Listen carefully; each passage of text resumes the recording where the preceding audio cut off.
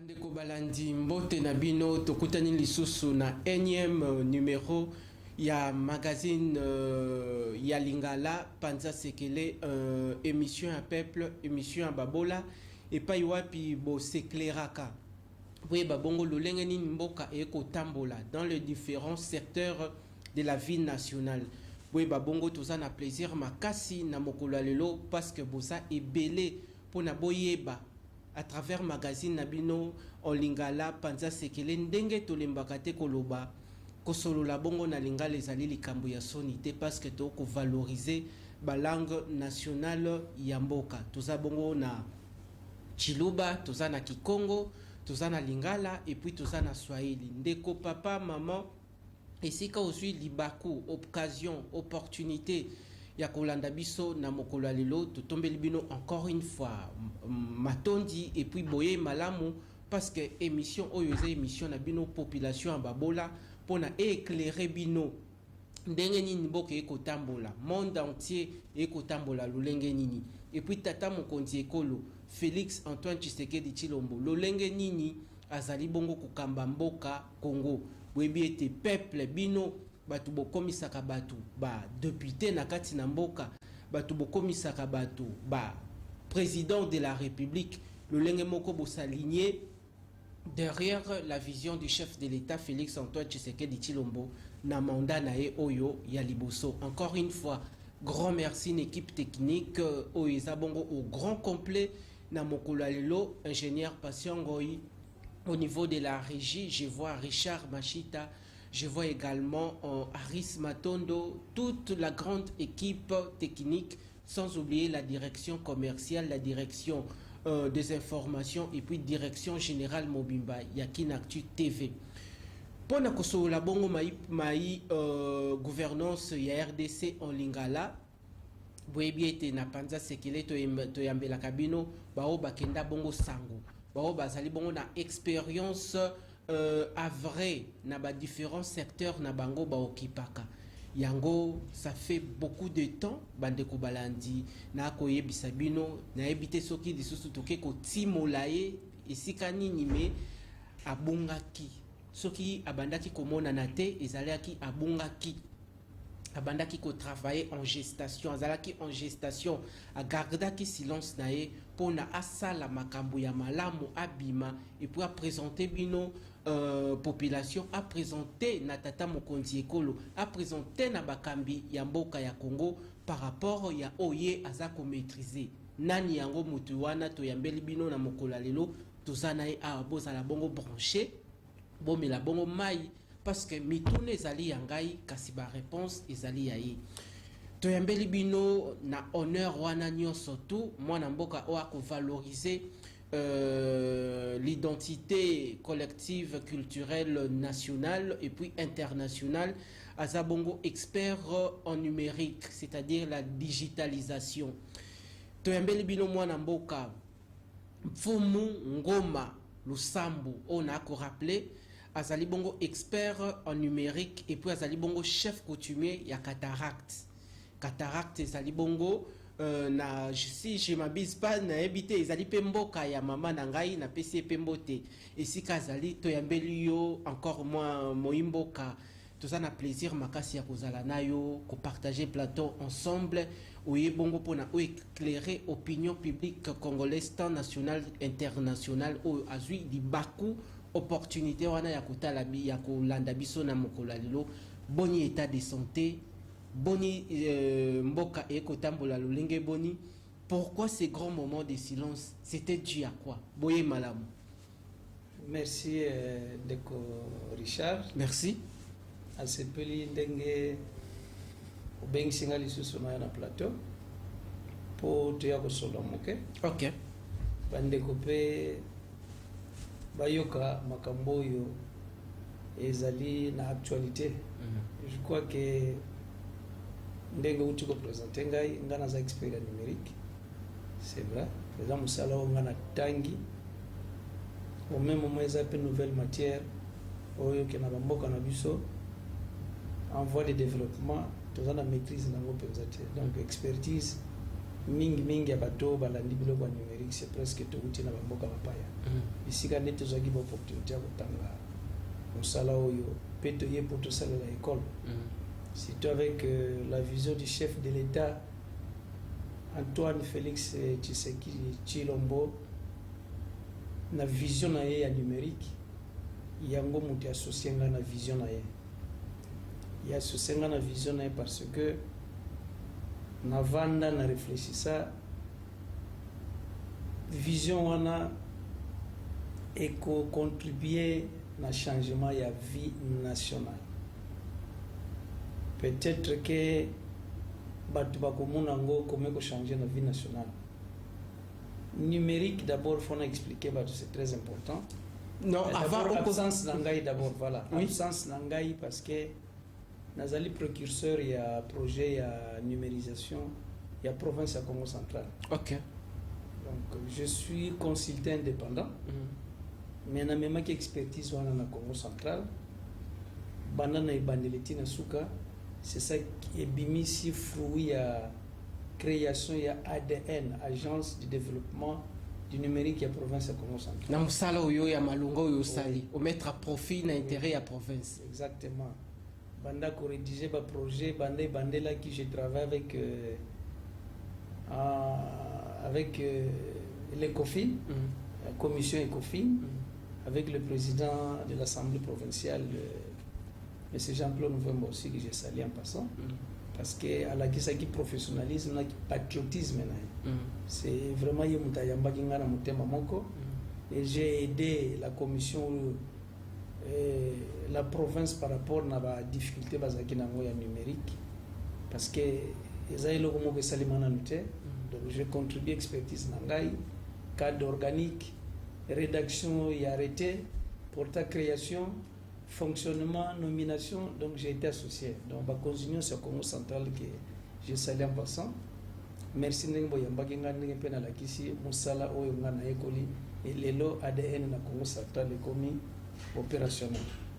Lelo ADN na Congo central ekomi opérationnel baimboka tozali bongo ko poursuivre émission ya mokolo lelo to yambeli bino motu ya tina ya malonga na kati ya émission ya mokolo lelo o aye bongo commettre na intérêt ya mboka oyo ya yebi savoir na expertise na expérience à vrai na et là la ekufate mais kasi et servir ndemboka tolingi intelligentsia congolais sengeli et servir ndemboka lolo ebele ba congolais ba ko tanga libanda bazoya awa na kati na Congo pona ba apporter aussi en plus na bango pona développement ya mboka to kokoba na magazine na biso panza sekele pona to yeba makambo nini yazali na yango mais avant to simba bongo secteur ya numérique to brosser d'autres grandes lignes oyo to prévoya ki na émission ya mokolo lelo mais batu baza na besoin ba découvrir yo ndeko Lusambo atangi wapi a passé la grande partie ya vie na ye bisika nini est-ce que vous allez marier ce que vous avez marié père de combien d'enfants mboka na yo ezalini est-ce que yo posa de père et de mère parce que lelo ekomi likambwa de père et de mère pona ba congomani ba occuper ba fonction régalienne et sengeli kopesa ngona bana mboka non aux étrangers. Bon, merci de Richard Namutuna na yo. Merci. Nazali c'est ma répondre d'abord nazali Mfumungoma.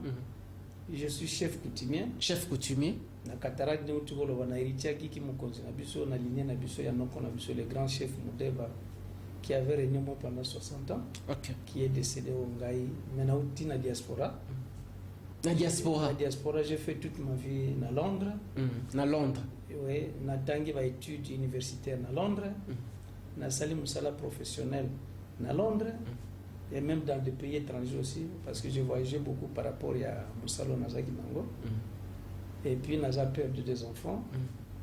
Félicitations. Nazali congolais de père de mère, je suis même chef coutumier. Et puis Nabokota parce que moi je suis apolitique. Hein. OK. Et le de père de mère. Alors que nous en tant que chef coutumier intellectuel, je vois qu'ils ont des problèmes au ils ont ça la débat parlementaire mais va mettre normalement si c'était le cas. Ok. C'est le chef coutumier parce que ça biso bato yebi qui.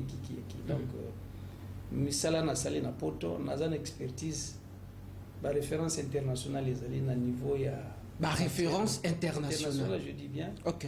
Na makambo numérique.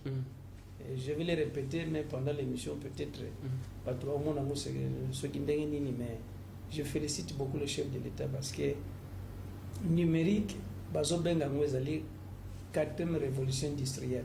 4e révolution industrielle. Parce que bon, autant que sa matière à il y a des économistes, il y a des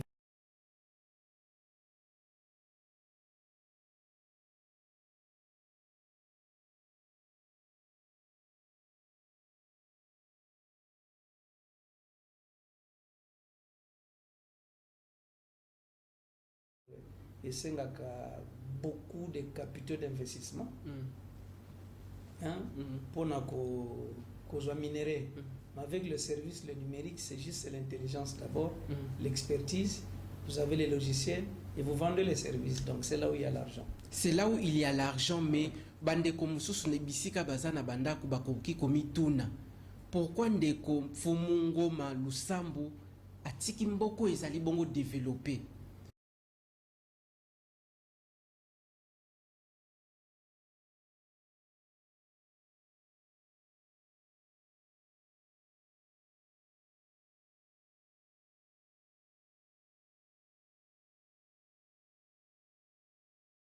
D'abord, dans le pays, d'abord, c'est le changement de Mboka. Le chef de l'État, il vient aussi de la diaspora. Et que Azap a besoin de la diaspora de soutenir la vision ensemble.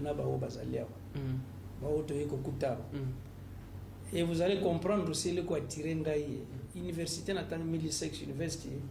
Ils ont à Londres. C'est pas en Angleterre, mais à Londres.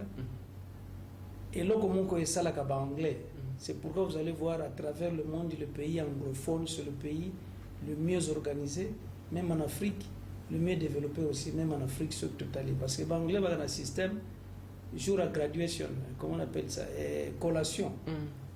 Toujours que après un certain moment, il faut que vous pays d'origine, expérience anglais. Et développer comme ça tout ça va jumelage na côté bino boko sala na côté biso. Donc c'est ça qui m'a attiré et surtout et puis j'ai été aussi sélectionné parmi les experts na PNN, plan national du numérique ezaki même nani travail nango salimanga surtout mois de septembre 2019 qui était aussi inauguré par le chef de l'État. C'est ça qui m'avait tiré et tiqué que non, il est temps quand même d'apporter le meilleur de moi-même. Si même j'ai pas un engagement officiel pour le moment en tant qu'indépendant, c'est comme je veux l'expertise. Quand vous arrivez au Congo central, si on parle du numérique, ce qu'on a parlé, c'est monsieur le Sambo, le chef coutumier, le numérique, on ne comprenait pas. Mais pour le moment, le Congo central est avancé par rapport à la province numérique aussi. Tozali bongo kokoba mwana mboka mfumu ngoma bandeko balandi parce que azali bongo expert en numérique esengeli tokota na bozindo toyeba makanisi nini azali na yango pona esunga bongo mboka Congo. Ndeko lusambu tolingisi ko toyeba na ba régime ebele lekani na kati na mboka tomonaki ni ministère ya numérique, mais depuis intronisation il y a Tata Mokonzi le Félix Antoine Tshisekedi Tshilombo tomoni nouvellement créé ministère ya numérique. Est-ce que les loyaux ba congomani ba comprendre déjà l'importance ya numérique na kati na mboka et koki kokotisa mbongo bisika nini? Bon, ndenge utuko lobaone ezali vraiment iloko moko à féliciter d'abord le chef de l'État, la vision. Ok. Parce que d'abord, le chef de l'État, M. Félix Antoine Tshilombo, na vision naie. Vous allez voir le leadership à travers le monde. Le leadership, quand je dis président de la République, grand entrepreneur, grand industriel, on parle du numérique, c'est la 4e révolution industrielle.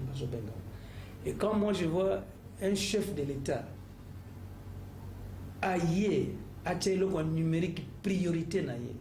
Makanisinaï vraiment sur le numérique, c'est quoi? Je sais que les Congolais veulent normalement comprendre. Comme on a dans le domaine, je l'avais compris. Ok. Dès que Bimisaki a mon numérique, je vis que le chef de l'État a une vision pour ce pays. Pourquoi? Parce que d'abord, numérique est facilité du belé. La première des choses est qu'on réduire la corruption. Numérique est qu'on réduire. Si vraiment tu adoptes en gros dans tous les secteurs, ça peut réduire, croyez-le-moi, je suis sérieux dans les chiffres, même à 70% corruption. Ok. Ce qu'on réduit la corruption en Bokaoui et puis qu'on dématérialise encore l'administration. Combien de tonnes de papier tout ça là par an? Ça nous coûte combien de millions de dollars? Dans le service à l'État, papier, papier, ça va réduire le coût. Et au même moment, traçabilité, ce qu'on appelle traçabilité, c'est-à-dire, et l'eau, au Koyeba place et Outina place et tout à fait. À la seconde, au Koyeba, je parle, en azo englobé nyons. Au même moment, et vous allez efficient et efficacité, et que c'est pélisaba congolais. Et que c'est pélisaba congolais parce que nous va par exemple le service public. Peuple on a un service public toujours la volet déjà il y a entreprise publique il y a l'État le coup la portefeuille. Bon, portefeuille non peut-être on a deuxième. Ok. Après, mais pour le moment, le service public, c'est-à-dire avec le temps d'abord, je sais que le ministre du numérique, M. Béran, a la tâche monnaie. Tout à fait. La tâche monnaie, mais ce que je vais insister, et là, il y a le numérique à politiser en côté. Pour aider le chef de l'État, il y a quoi arriver à l'objectif au président de la République, on a vision numérique. Est-ce que depuis que le ministre actuel Ubérand Azawana, est-ce que la population a sentir impact y a numérique? Est-ce que ils a retrouvé place dans des choix dans il y a vécu quotidien la population toute une administration publique? Non, ce qui fait comprendre que la transformation numérique, c'est tout un processus. D'abord, c'est beaucoup des investissements. D'abord, il faut les gens compétents au Bayebi. Salawana, on va maîtriser bien numérique. Maîtriser numérique parce que l'expertise locale ou nationale aussi existe. Il faut qu'on identifie un mot. Et les domaines au coquille qu'on politisé ce qu'on politisé on va réussir mission. Mais pourquoi tu aimes beaucoup plus la question tout est angle il y a politisation? Non, mais parce que dans un Congolais, et ça fait 4 ans que je suis là. 4 ans? 4 ans que je suis Cela là. veut dire? Non, mais 4 ans depuis que je suis installé au Congo. Dès que j'étais associé, par exemple, dans ma NN, si même pas Ezaki officiellement, on nous avait invités, nous les experts, pour assister dans ma campagne numérique et toujours accompagner le chef de l'État. Mais vous allez comprendre que depuis que je suis là, de quoi je suis capable, par exemple. Olakisango et pas y a nani et pas y a responsable du secteur numérique. Tout est pour ne pas prendre en compte oyoyo ou qui servir mboka. Moi, je crois que, comme je viens de le dire, nous avons une référence internationale. Mais pour le moment, référence nationale, la prestation au Congo central. Ok. Congo central. Au Congo central. On se comprend en tant qu'individu. Ok. Na Kei na Congo central. Na Keko Yebi Sabango. Ils ne savaient même pas, ils étaient sous-informés, qu'il y a une vision du chef de l'État dans le domaine numérique. C'est pourquoi ce qu'on a dans Congo central, comme Benganga, précurseur, il y a projet, il y a numérique, il y a ADN dans Congo central. Même les officiels, il y a province nationale. Mais pourquoi, je ne vais pas citer les noms. Pourquoi l'Ingi beaucoup plus haut s'est particularisé plus dans la province du Congo central au lieu d'élargir le champ? Parce que la RDC compte plus de... et ça, bon, on a 26 provinces. 26 provinces aussi, qui ont bénéficié de l'expertise. Non, c'est quand même intéressant. Et logo zolo bawana. Je suis aussi en contact avec les officiels par-ci par-là. Mais logo pour le moment, je suis obabenga en anglais freelance. C'est-à-dire je suis consultant indépendant. Ok. J'apporte mon apport par rapport. Comme je suis par rapport aux besoins. Oui, aux besoins. Mais par rapport, il y a Congo central. Pourquoi? Parce que je suis d'origine Yakuna. Na cause on a pas très facile. Pour aider itinéraire. Itinéraire comme ça. On a présenté vision chef de l'État. C'est ça que j'avais fait. Okay. C'est pourquoi vous allez voir, une fois j'étais au Congo central, c'était une coïncidence. Il y avait aussi le M. Meguisha que je salue, M. Dominique Meguisha que je salue, qui était à cette époque-là le conseil spécial du chef de l'État en matière numérique. Okay. Et qui est devenu aujourd'hui le coordinateur que je félicite pour le Moussala Zosala pour le Moga. Parce qu'aujourd'hui, on a maintenant la création de l'ADN, l'agence de développement numérique de la RDC. On avance, c'est tout un processus. Mais vous avez déjà la coordination? Non. Pourquoi vous avez Libanda? Vous avez servir Mboka, il y a l'intelligentsia congolais en place. Pourquoi on vous a écarté? C'est pourquoi? Je suis en contact permanent avec lui, avec expertise. Sauf que j'ai essayé un peu de le ministre Eberand, mais je n'ai pas eu la chance. J'ai tenté 3 fois, je n'ai pas eu la chance, donc je ne suis pas forcé. Rassurez-vous, aux alliés d'émission à peuple Panza Sekele. C'est-à-dire, je vous informe. Ok. Ma tête, au Basimbi RDC dans numérique, on se connaît, je ne vais pas leur citer les noms. Nazana Média, je suis sérieux. Ok. Ma tête, au Basimbi, la transformation numérique à RDC, on se connaît. Okay. On se parle. Okay. On comprend des nazolo. Oui. Mais ce n'est pas ça qui va me décourager parce que... Vous continuez toujours votre combat? Non, mais... Nazoye Bisayo que Ngaïso Nazalia, ce qui m'a attiré chez le chef de l'État. Moi, je suis apolitique, numérique, et on est à domaine. Là, je dirais, tu peux n'avoir écouté un président qui a numérique. Nous avons même taillé. Les causes à la Nagisasa, les causes à la Kazangou, les causes à la Guadolite, les causes à la... Parce que j'ai de l'expertise. Merci, mesdames et messieurs. Nous poursuivons cette émission avec le même plaisir. Toyambeli Bino, Mwanamboka.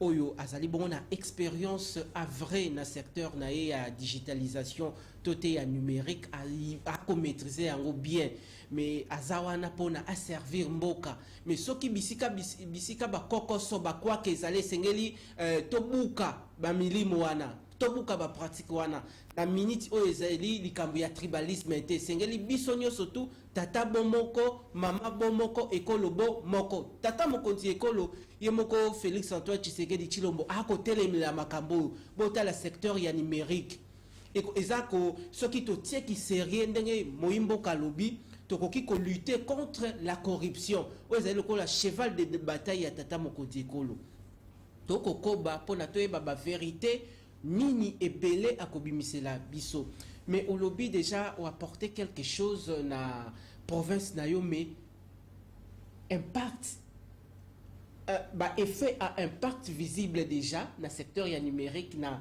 Congo central par rapport à ndenge s'activer ndenge toujours s'activer à pied d'œuvre ou déjà population qui commune na toté na vécu quotidien toté na administration publique ezali beaucoup plus nini. Bon, je vais vous dire une chose, parce qu'il y a aussi le code numérique qui vient. Ok. Tu sais que mon salon a sali na Congo central. C'est sérieux na zolo. Vous pouvez vous renseigner na Google na mon salon a sali. Oyo ngai na bimis expertise ngo ba benga ka upanzi maele nayo transformation à Congo central. Les lobas à la c'est beaucoup d'argent. Son émission montant tam seconde matin mais qu'il y a Google ba salaire au batwana bazwaka. OK. On comprend. Mais j'ai fait ça du bénévolat pour un honneur. D'abord, je suis chef coutumier. Du bénévolat pendant que les autres sont de bénéficiaires. Non.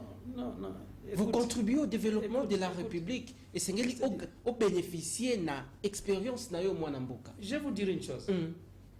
L'ancien gouverneur Luemba, oui. l'air n'a qu'à voici la vision du chef de l'État pour la numérique. Il n'avait pas hésité. En moins de 2 minutes, il a eu téléphone à Bengi, responsable du bureau d'études.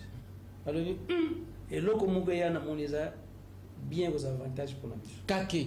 Kake beti sur place na kati résidence nena matadi azui téléphone monsieur Lwemba l'ancien gouverneur intérieur travailler aux côtés des chefs de l'État avec le bureau d'études. C'est là que je travaillais dans le bureau d'études. OK.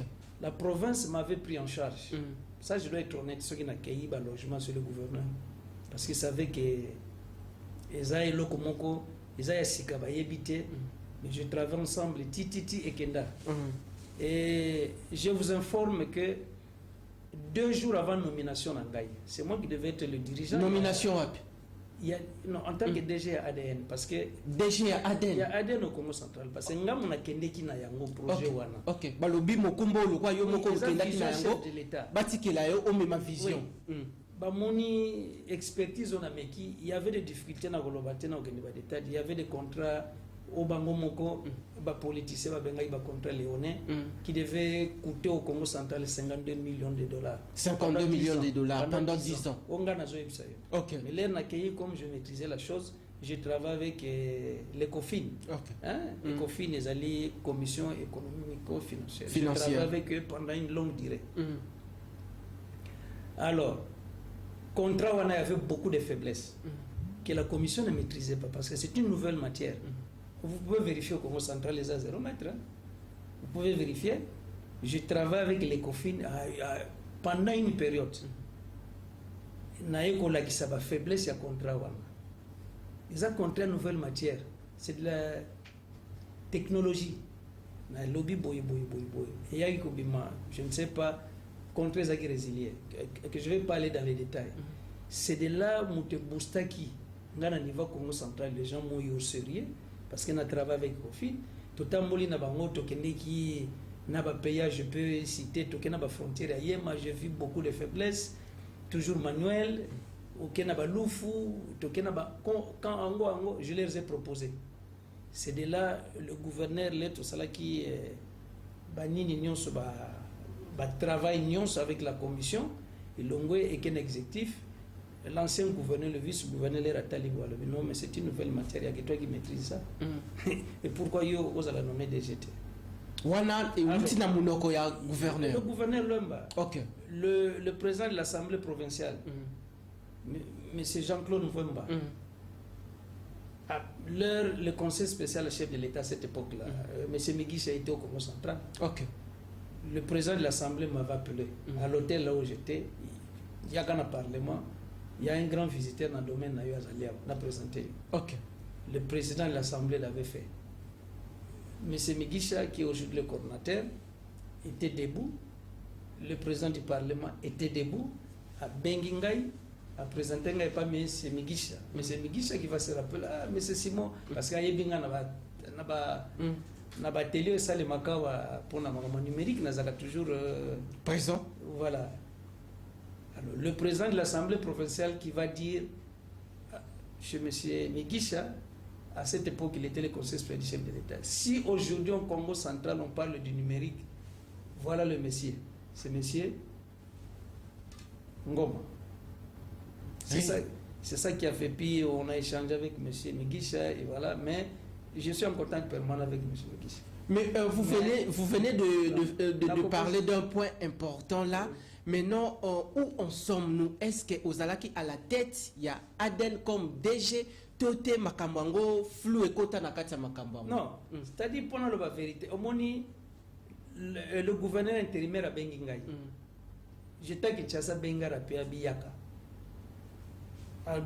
Parce qu'on avait rédigé ensemble avec une commission où il y a des niveaux exécutifs provincial, il y a rédigé arrêter porter création, tout ça, parce qu'il y aura des articles techniques que moi je maîtrise, il faut que j'avais contribué, et les récits, à l'Obinanga, je vais te nommer DG. Yo monté une vision, et le les aviseurs chef de l'État aussi, qui va aussi booster l'économie à province, et vous allez. Mais malheureusement, avant 2 jours à nomination. Pas heureusement, mais malheureusement. Bon, malheureusement, avant 2 jours à nomination en Gaï, le ministre national, il y a intérieur qui avait écrit, je crois, télégramme à Tindaga que. Le ministre national, il y a intérieur. Intérieur à Tindaga, message, moi, je crois, c'était télégramme ou comment. Il y a Koulobake, en tant qu'intérimaire, il ne peut plus engager la province par rapport il y a un engagement minene parce qu'il y aura des élections qui seront d'ici là. Okay. C'est ça qui avait fait que Chance Nanga et Kitaki.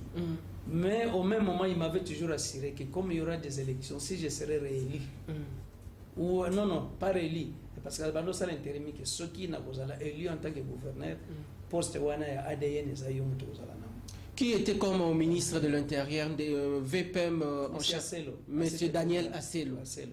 Mais ce qui est que Eyakate maintenant c'est moi, parce que je dois vous dire que Ndena Utukoloba, Ngana Saliba étude dans des pays sérieux. Ok. L'Angleterre. J'avais déjà une vision, mais stratégie et comment. J'ai les documents qui traînent encore à la maison, mais j'ai aidé quand même Ndena Utukoloba na porta création.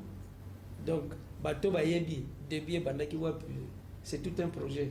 C'est beaucoup de centaines de $1000 sur un standard international. Ceux qui vraiment, s'ils se disent sa facture dans la province de Congo central, il me doit des centaines de $1000. Mais si je ne l'avais pas fait, parce qu'il y a des autorités qui m'avaient donné comme garantie, je vais diriger. On comprend là, je vais diriger. Mais là, j'attends encore. C'est une promesse qu'on vous a faite. Ce n'est pas encore dans sa phase de réalisation. Encore. Là, j'attends encore. Parce qu'à un certain moment, si ça ne marche pas, école numérique est limitée. Propriété intellectuelle, il y a un article qui est là, non? Et ça, on prend sens dans Zolba. Oui. Mais je crois qu'on va arriver là parce que on a commis qu'on côté visa chef de l'État. Je crois que je suis là pour accompagner visa chef de l'État dans numérique dans le domaine. Ce qui ancien VPM en charge de l'intérieur de Daniel Asselo Okito a ses bazaki beaucoup plus na ba disposition légale toute la constitution par rapport il y a intérimaire à qui ko engagé té et ça là qui logique ya malamu mais to ko compter na actuel VPM en charge intérieure au na PCMBO Tessika Azali mwana mboka Peter Kazadi je crois aza kolanda émission oyo ezali émission ya peuple ezali émission oyo eko faire comprendre ba autorité ya mboka makambo nyonso to ekolekana na molili na ndenge ya kuku bana mboka baza na expérience ya baza na expérience avre baza na mayele mais bakwak na kati ya administration publique ekosi la te esengeli ko lutter contre ba pratique oyo contre ba phénomène oyo alors on a à la tête ya Aden. Est-ce que Oazali Bongo Kokamba Yango, est-ce que vous êtes en contact naïe, vous êtes aussi en contact na ba conseiller monsieur soit chef de l'État au bazar na secteur numérique? Oui. Na cité ba comboter. OK. Ndena ba autorité nationale et provinciale à Congo central ba expertise. On se connaît. On comprend là on a ça. OK. On se connaît mais tellement que transformation numérique c'est tout un processus que j'attends et tout ça. Mais vous êtes toujours là permanent pour servir la province. Tout à l'heure là, le ministre Véran, je crois que numérique c'est la technicité. Je vais le répéter pour réussir visa chef de l'État, il faut prendre le Jean Bato Baïbi Moussala. Parce que je vais te dire une chose, il y a un très complexe. Très complexe, parce que même ce qu'on a dit, il y a le code numérique Ebimi, mais il y a aussi des conventions sous-régionales, on peut te signer déjà. Les conventions sous-régionales. Sous-régionales et régionales. Par exemple, un peu cet exemple, il y a la convention de Malabo aussi, où on parle du numérique. Même à part ça, il faut qu'on rédige différents projets. Il y a transformation numérique. D'abord, e-administration, il y aura aussi même e-entreprise, et qu'on a la e-portail, e-gov, c'est-à-dire les allez au la service union sur l'État qu'on a la na kati ya système auto bengi na e-gov ou e-portail, c'est-à-dire les allez la porte aux okota na Congo. Et ça dit la porte aux okota na Congo, actuel ministre en charge ya numérique, je crois, aza mutu oyo aza na sens ya collaboration yemoko pa azali mutu amaele aza ko mema amemi ba initiative ba idée ya malonga pona et réactiver encore secteur ya numérique na kati na mboka lelo yo to boutaki bongo kolanda briefing presse qui bongo organisé depuis la semaine dernière par le ministre de la communication et médias Mwanamboka Patrick Mouyaya na Mwanamboka Eberond par rapport au secteur médiatique, comment assainir le secteur médiatique par rapport à contribution numérique dans le secteur numérique. Tozali bongo kopusana na Mwanamboka. Sikoyo ngai nalingi tokota beaucoup plus na secteur ya portefeuille lelo yo. Na kati ya portefeuille ya l'État, lelo yo mutu o azali ko kamba yango ezali soldat du peuple ope na PCMBO tesika azali ministre d'État en charge ya portefeuille Mwanamboka princesse Adèle Kainda Maina oyo mama diaconesse mama bipe mama mama diaconesse mbote na yo lelo yo mayele nini ya sika tote contribution na yo na secteur na numérique mais beaucoup plus na portefeuille à l'État et koki kozala nini. Est-ce que là aussi il y a un travail à faire pour booster ce secteur? Travail est munene on a émission munene parce que et là on a outro le e-portail peut-être il y a quelques-uns au baebi si tous les collègues e-portail oui OK au bazolanda ngai au bazana kati ya terrain même ba ko comprendre ba numérique c'est-à-dire porte to ko sala pona utiliser ba terme on peut porte to ko sala pona ko kota RDC là où il y a tout et ko servir au même moment nous les Congolais et même les investisseurs qui veulent venir investir na RDC parce que foyer bango il y a des standards internationaux c'est pourquoi zo mona mboka na biso tozana mo retard belende na utulo par rapport na ba pays anglophone tokozwa ba Nigeria parce que biso tokosala ba comparaison na ba pays c'était biso par rapport sur le plan géostratégique expertise numérique ndenge président Tchango penza na vision na ye il faut les responsables ba aider nous les experts nous sommes là ba musu toza déjà awa ba musu pe bazali banda parce que na kende par exemple dans au lobby na portail entreprise publique ba vous allez déjà na portail c'est-à-dire que vous en avez segment ba benga vous allez m'excuser sur les termes techniques c'est-à-dire que vous allez na porte moko et que vous allez pe kono ba benga ka e-entreprise wana ezali portefeuille mutako gérer et le quoi wana za secteur ya maman oui princesse portefeuille na e-portail wana ekozala na ba porte musuna ko peso par exemple appel d'offre brevet commerce entreprise siko so ina lobina kenna banda ko détail mo ti lobina to mo ko kozala mena ko kende na ozala un peu bref OK brevet par exemple brevet soko tali na nini utiko bimawa na code numérique ya eloko bazobenga propriété intellectuelle il faut que protéger la propriété intellectuelle. La propriété intellectuelle, il faut que protéger. La loi, il y a code numérique qui est protégé. Mais or, il y a un salem. Tous exemple. L'air avec le temps, il y a déjà des génies il y a déjà bateau maîtriser, il y a de petits, surtout des jeunes, très doués, tout ça dans ma informatique qui se débrouille. Tout le monde peut-être mais il faut encadrer parce que la vision du chef de l'État, il faut accompagner la même équivalent Silicon Valley. On va pas, les allées parcs technologiques aux États-Unis, mais il y a beaucoup de pays d'Afrique qui peuvent s'allier déjà. Alors, Moutako Sala, par exemple, la salle logiciel, l'air salle logiciel, il faut portefeuille, après ça, brevet, que y a une salle le quoi. Et ça, il y a une marque déposée, il y a un brevet, brevet, sur le portefeuille, Moutako, à vous certifier. Comme ça, ceux qui m'ont touché après brevet, on a moyen à toucher ça. Ça dépend de la terme de licence. Brevet, on a terme technique, ce n'est pas une licence, mais un brevet. Brevet, on a salé le quoi, on appelle ça la licence, on appelle ça la brevet. Licence, on appelle ça ce que l'on exploité. Ça dit vendre à l'étranger, ça la boîte. Exemple, quand on appelle ça e-brevet, vous allez un portefeuille.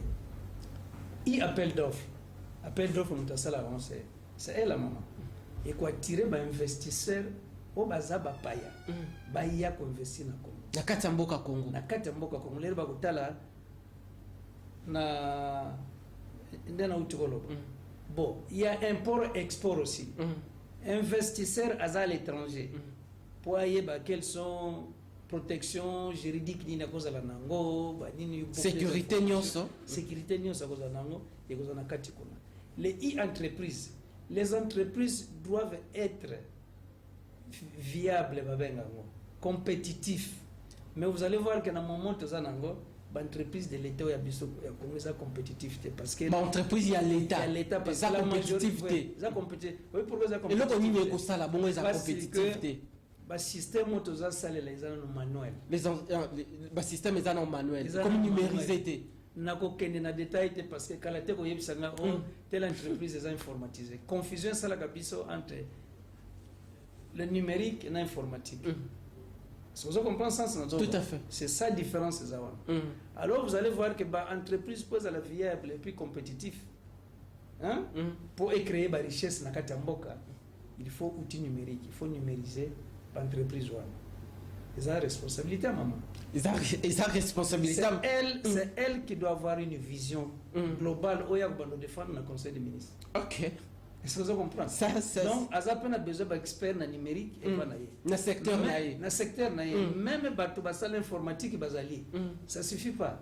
Parce que pour rédiger un projet, il y a transformation numérique d'une entreprise, l'informatique et mais ozoloba makambo moko eza tellement important erme sous na ngongo to ko sola makanisi wana ezali te. Maintenant maman madame princesse Adèle Kainda zolinga beaucoup plus ko réactiver encore secteur na ya portefeuille, mais parce que a ko gérer ba entreprise ya l'état lelo yo soki a proposé yo au travailler aux côtés naé pour chaque entreprise publique et apporter expertise na yo. Est-ce que okuki ko servir mboka to okolingana oka ko na Congo central? Moi je crois que en tant que Congolais, pouvoir chef de l'État c'est dans les 26 provinces. OK. Vous allez gagner Congo central. Peut-être bakoloba et ça ceux qui ba éloge c'est ça, ce sont pas des éléments. Moi je suis technique. C'est par rapport à la vision. Donc, on a une vision, il y a chef de l'État, Félix Antoine Tshilombo. Il y a un gars qui est là. Vous comprenez? Parce que, tous en tant que république, pour être crédible, devant même les partenaires, c'est l'outil numérique. Le gouvernement est bien, le président a une vision est bien. Et là, on a zolo bande on koloba iloko ya mama ya ministre portefeuille. Moi, je suis prêt na kutana na ye. Oza prêt au kutana na ye. Oza prêt na kutana na ye na kokipe pour expliquer apport ni na koki komema. Okokutana na ye nini oyo ekoza la contribution na yo okoki komema na secteur na ye. Non, mais parce que ce que tali c'est parce que même le ministre Berand, je crois que nano a bimisi plan stratégique n'a été numérique hein. Mais l'ère vous allez voir il y a un portail et ça un standard international. Aucun pays au monde a la transformation numérique non, c'est pourquoi même il y a l'ADN parce que l'ADN c'est plus technique. Il y aura beaucoup de projets à tous les niveaux. Alors j'insiste, Congolais batangi biloko ngo bazali. Congolais batangi biloko ngo bazali. Oui. Si même peut-être niveau moi c'est par rapport à outils et à formation. Mais bana na biso ba botami na ba poto aux États-Unis, Belgique tout ça bazana expertise wana bazali. Parce que to le kolobelo moko important, lelo yo kesi ya l'État, lelo eloko komatisa bongo pe misolo na kati na mboka kesi ya trésor public ezali bongo ba entreprise publique. Mais la politique managériale na yo oza nango na secteur ya numérique. Est-ce que misolope et lolenge nini okoki ko silisa comment ndenge mbongo eko yibama na ba entreprise publique, lutte contre la corruption, ndenge peut-être OCC akoki na secteur numérique akoki ko limiter nombre ya ba fraude to koti na DGRAD, DGI makamango koki ko sala mandenge parce que le but c'est tout un processus, c'est tout un cheval de bataille. Le loyo na ebi ke mama solo la kamalamu ma ministre d'état ya portefeuille sur la kamalamu mais makanisi oyo koki ko memelaye pour na secteur na ba entreprise publique ba détournement ya ba fonds et si là lelo sengeli traçabilité nengo utaki ko bimisa yango ezala pour na ba entreprise et générer misolo ebele. Oui. Bon, par rapport à mon expérience, expérience internationale, expérience internationale. Un projet manager en France, mais ce qui est en anglais,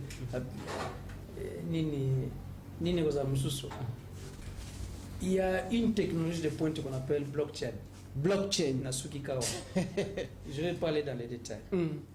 Et là, je vais vous expliquer parce que nous avons une commission et nous avons exemple il y a un moko que je vécu dans l'investigation dans le Congo central. Omoni mitukalere utaka. OK. Donc mitukalere utaka lufu. OK? Marchandise non? Et uti lufu. OK? Et quand il a déclaré 30 tonnes, tout ça. Au moment où on a autoroute, il y a ce qu'on appelle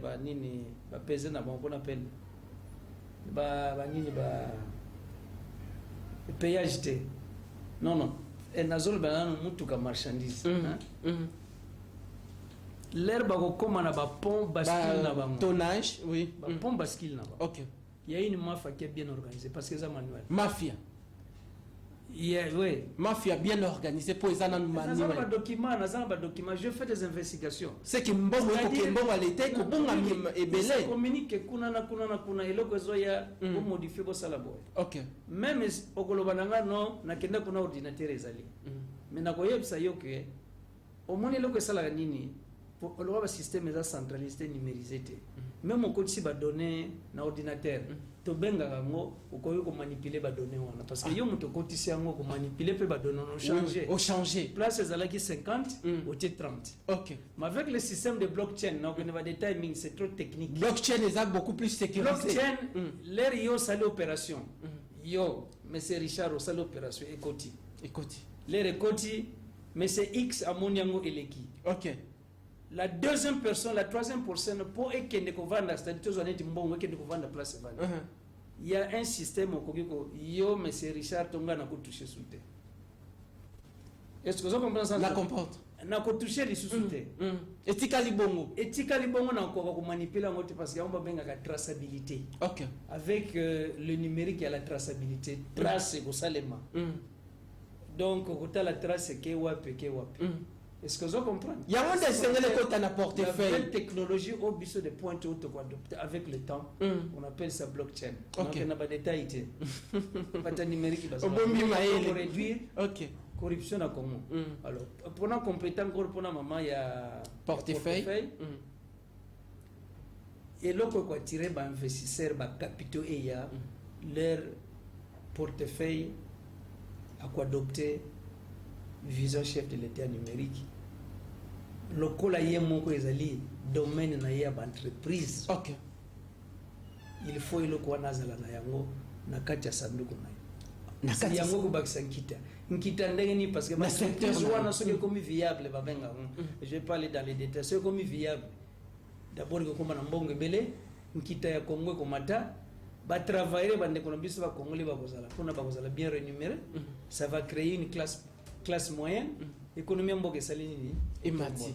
Ce qui revient à dire que les lots na portefeuille à l'état besoin de travailler dans un système manuel archaïque et singeli les lots portefeuille à l'état et comme bon numérisé, c'est ça. Dans un exemple mon rapide, ça fait 2 semaines je vais le dire na poste na biso. Na poste kaka. Poste na ko poster lettre. OK. Lettre recommandée que des poteaux parce que ça qui est très important. J'ai vu la dame, elle m'a servi pendant 15 minutes. Pendant 15 minutes. OK. Azwa yango akoma boye asala boye. Il n'y a pas la traçabilité. Asalinga réussi, dans foutu montant. Mais montant, c'est facile. Il y a qu'à manipuler ou bien qu'à falsifier. Mais avec la blockchain, ce basé sur la blockchain, système à blockchain, avec le numérique, ça la monde. Parce que ce qui lettre wana balobi que lettre wana système na balobi que il faut foutre à $30. OK. Ce que cotiser dans le système na montant mon souci va pas exister. faut tirer $30 pour accepter après ça accès à opération est-ce que vous comprenez ça? Oui. Et puis là le quota mais c'est Richard a dit que 30 côté na seconde à la minute mais c'est X peut ayebi donc moi manipuler exact. Est-ce que vous comprenez d'abord le client vous allez bien servir rapidement et puis traçabilité na yego zala na tunie lettre on a posté ça comme je peux comme apporter 10 jours si on a ça la nation na yeba est-ce que ils bien alors qu'il y a des systèmes benga ba PDA personal advice assistance ezaba biloko mo eza ya mikembo ye o ezali ke normalement soto zaki numériser ko beta ka code ya lettre na yo et puis déjà non et le moyen pour dire les a déjà nzela et c'est comme Belgique mais il y a pas ce système là alors le client a cause la peine mbongo wana est-ce que mbongo wana ko tana kesa l'état vous assure est-ce que ça commence ça avantage numérique ya wana numérique soto sale ba système ba blockchain dans tous les systèmes muibe aux ala souter. Alors caméra na biso ya panza sekele kotala yo tata mokonzi ekolo ba conseiller na ye batalaka émission panza sekele ba service ya l'état ba juli baku ya kotala ona ngonga oyo parce que ozana nous vivons et sengeli mboka et profiter na savoir faire na yo na expertise na yo lelo soki to comprendre bien souci na yo ezali et sengeli lelo administration publique na biso ba service nango nyonso tout et comme to quitter na stade manuel to mité bongo to migrer bongo na stade numérique lolenge moko to ko lobela portefeuille ya l'état bisika misolo ese belé bisika makambo belé ezali lelo est-ce que na secteur ya mwana mboka princesse Adèle Kainda ba proposition oyo sali pona secteur na ye ezala booster o ko penser réellement que esengeli to quitter bongo na secteur na nzela na voie ya manuel to kende bongo na secteur numérique. Oui, pourquoi na zolo bango parce que d'abord il faut tout ça la transformation. Donc je suis pas au cabinet ministère numérique. Je sais qu'il y a des experts ou bazan expérience belé bazo. Pourquoi na numérique ba mettre mais comment initiative du point de vue général? Non, peut-être bazan, mais il y a une chose que je vais seulement insister une chose. C'est que le chef de l'État a une vision on a numérique. Quand le chef de l'État va dire que il va créer le millionnaire congolais. Ngaï en tant que monteur numérique, j'avais compris que présence en vision. C'est la technologie. C'est le service. Mbongo est un service parce que les lois moni batwa na mbongo belé na mokilo. Ozu Google, ozu Facebook, ozu WhatsApp ezani. C'est service. Ils vendent le service. Service c'est un mot muteza na mbongo. Ba logiciel, ba no bazama ele mingi moka ko sala logiciel moko et ko aider biso par exemple pour na numériser affaires foncières. Sois le bienvenu. Moi, non, te foutez pas beaucoup de à comme millionnaire, à comme boy. C'est ça qu'il faut comprendre. Il faut vision chef de l'État et qu'il y a anglais beyond, c'est-à-dire au-delà. Parce qu'il y a un petit go, c'est-à-dire un petit mouvement qui acteur au bazar. Donc, vision chef de l'État qui est mais je vais insister. Numérique, ce qu'on politisé, ça va pas réussir. Nous on rentre beaucoup plus sur la politisation. Ça fait 4 ans que je suis là. Ok. Ça fait 4 ans que je suis là. Ce pays a besoin de moi. Individu a besoin de moi, mais c'est le pays qui a besoin de moi. Alors, qu'est-ce qui bloque qui est le loyo Mayel Ozalina ya Zoloba, ngai kaka teto za ebele. Mayel eza ebele. Na zulu par exemple la cybersécurité. Parce que numérique est très complexe en matière de cybersécurité. Cybersécurité est directement liée à la sécurité nationale, à l'intégrité nationale. Yamboka. Et tu vois que tu mets dans data center. Est-ce que vous comprenez? Je ne veux pas que token de sous il y a 10 ans, 15 ans passés, il y a quelque part, tu préfères Mundelo, il y a couleur, il y a poche, il y a pembe, on peut faire c'est le numérique. Nous sommes là, l'expertise existe. Il y a Bissomoko Banamboka. Le président Alexis Bisso patriotisme, le président Félix Antoine Tshisekedi, Alexis Bisso patriotisme. C'est ça que je veux que tout le monde ait thème. totia expertise wana au service de la nation, le pays va changer. Au touché pour moi important. Pourquoi ba projet oyo kolobela pour na intérêt ya mboka, pour na développement ya mboka. Ceux qui te moni italien moko tote espagnol moko tote américain moko a longwe na mboka na bango yena makanisi wana awa. Okomona ba telier tapis rouge ba yambiye une délégation ba pesier ba honneur rebelle, mais pourquoi bino bana mboka pendant que boko mettre makam na bino pour l'intérêt ya mboka ba ko prendre en quantité likambo ngo ezali nini? Est-ce que mboki ezali na Congo to ezali nini? Non, mais à partir de la vision du chef de l'État, je crois que les choses commencent à bouger, hein? Parce que c'est tout un système qu'il faut développer. Ce qui est moko azana vision mais ba o azandinga dinga na bango. Et on a bon, mais ça peut-être ce qui n'est pas parce que ngana ko par exemple l'université que j'ai étudié à Londres. Au Google même na Google, au petit combat université, na pêche on a combo na date de naissance au mona na ba point na zona diplôme na ngai ya qualifié. Mais na tangi na ba mindele wana. J'ai dirigé un grand projet numérique à l'étranger. Oyo lelo soki na yebisio kende ba bengango Ask FM. Lelo zana 285 millions d'abonnés o ngai na sali na mayele na ngai. Mais ba futa inga mbongo na qui existe jusqu'à 200 et quelques millions d'abonnés. Est-ce que vous comprenez là? Donc c'est pas nécessaire que pour un projet de numérisation, on aura besoin de partenaires. Parce que dans le segment mususu, on aura besoin de tel. Mais expertise ou équipé pour faire développer le numérique. Merci Nabino Baimbo Kabozala qui est belé, je crois, au Ezali Bongo premier dossier. Toko poursuivre ba numéro mususu to zalaki bongo na mwana mboka Mfumungoma Lusambu ndeko vraiment émission yo je crois toko yamba yo toko fungula ba dossier alors tala caméra na biso ba autorité ya mboka ba kolanda yo bana ya Congo central ba kolanda yo ministre ya numérique akotala yo ministre ya portefeuille akotala yo ba mandataire public ba akotala yo malobana ya suka. Et puis, Tata Mokonzi le Félix Antoine Tshisekedi. Bon, je vais d'abord commencer à remercier la chaîne qui m'a invité à passer une opportunité. Merci. Comme on a focalisé dans le projet à Congo Central, qui a aussi réussi, je suis fier. Ok. Et message à mi balé n'a pas chef de l'État. Te comprendre le Congolais. Te comprendre le Congolais. Dans le domaine, par exemple, numérique. Vraiment, nazali wana pour accompagner vision na yo pour servir mboka parce que numérique est très complexe, c'est matière sika ba congolais tous ay belé, c'est l'essentiel pour identifier bisoto sala musala pour mboka kende liboso. Nous sommes là. Ba musu baza déjà na terrain, ba musu à l'étranger. Wana message à chef de l'État, tous na simana yo tous accompagner na vision na yo et au laxi biso qui patriotisme, c'est ça qui a fait que tous a ébélé dans le terrain, mon expertise. Mais moi, je vais montrer déjà compétence de quoi je suis capable. Si aujourd'hui l'ADN au Congo central existe, c'est ça pour mon expertise. Donc, je suis fier de ça. Pour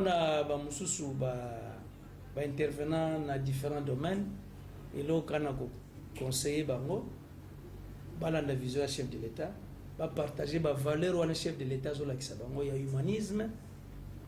Il y a patriotisme et puis tolingana. Et puis il faut placer l'homme qu'il faut à la place pour qu'on ait des liboso. Donc, merci. Merci Nabino Baimbo Kabozalaki et Belé liboso et Tando.